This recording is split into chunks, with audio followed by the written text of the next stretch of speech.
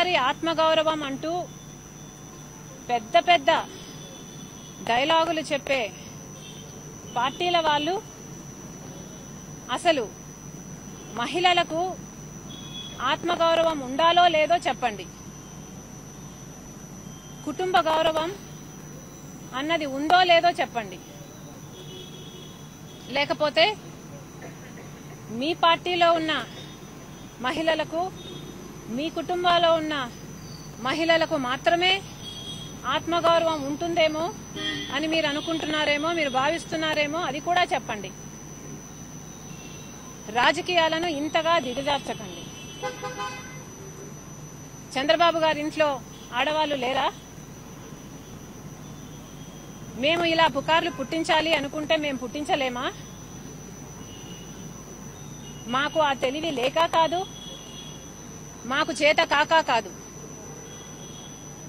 నా మీద తెలుగుదేశం పార్టీ నాయకులే అసహ్యంగా మాట్లాడినప్పటికీ మేము అలాంటి చర్యలకు దిగలేదు అంటే దానికి కారణం మాకు విలువలున్నాయి కనుక. మా అన్నకు నైతికత, మంచితనం ఉంది కనుక. మా నాన్న మాకు ధర్మంగానే పోరాటానికి ధైర్యం ఇచ్చాడు కనుక. అసలు చంద్రబాబు గారి డిక్షనరీలో విలువలు, ఎథిక్స్, మారల్స్ అన్న పదాలే లేవు. నిజానికి ఒక నాయకుడు మంచివాడైతే అనుసరించే వాళ్ళు మంచి మార్గంలో నడుస్తారు. కానీ చంద్రబాబు గారు వాళ్ళ మామ దగ్గర నుంచి కుర్చీ లాక్కోవడం దగ్గర నుంచి ఎప్పుడూ మోసపూరిత ఆలోచనలే. ఇంకా ఆయన పార్టీ వాళ్ళు కూడా అదే అనుసరిస్తారు. ఇది వాస్తవం.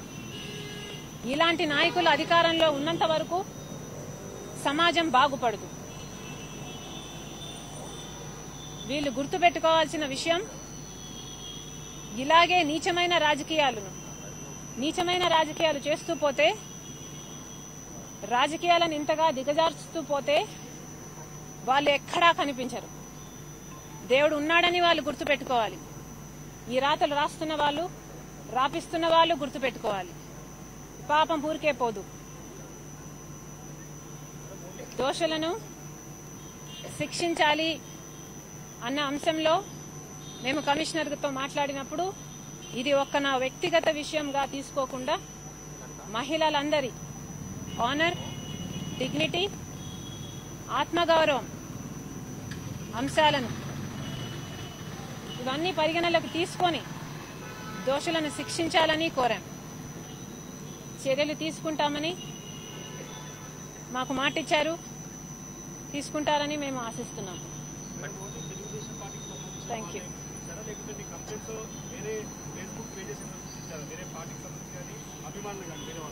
I am directly accusing Telugudesam party.